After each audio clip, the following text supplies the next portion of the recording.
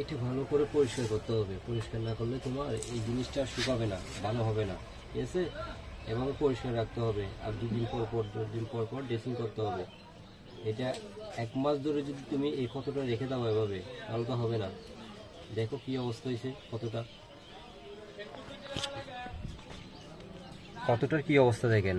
আসলে মানুষ কখন যে সচেতন হবে তা কেউ জানে না। নিজে সচেতন নিজে থেকে হতে হবে।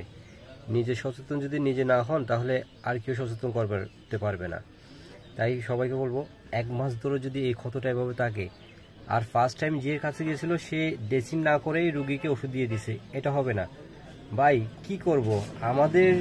আমরাই যদি সচেতন না হই, আমরা যদি কৃষকরা যদি সচেতন না হই, একটা মানুষ আসছে তাকে যদি আমরা সচেতন করতে না পারি তাহলে হবে না।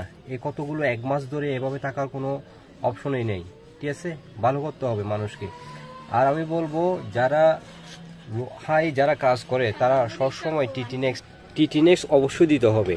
কত স্থানে যদি ব্যথা পান, ব্যথা জায়গায় আপনার টিটিনেক্স অবশ্যই টিটিনেক্সটা দিয়ে রাখবেন, কেননা টিটিনেক্স দিয়ে রাখলে আপনি সেফে থাকবেন, ইনফেকশন যাতে না হয়, না হলে ইনফেকশন হবে।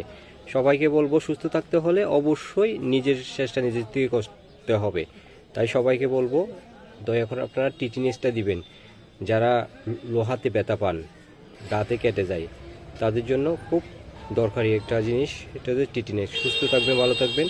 ইউটিউব থেকে দেখে থাকলে আপনারা ইউটিউবটা সাবস্ক্রাইব করে পাশে থাকবেন, নিয়মিত এই সচেতনমূলক ভিডিওগুলো পেতে থাকবেন। সবার জন্য শুভকামনা, সুস্থ থাকবেন।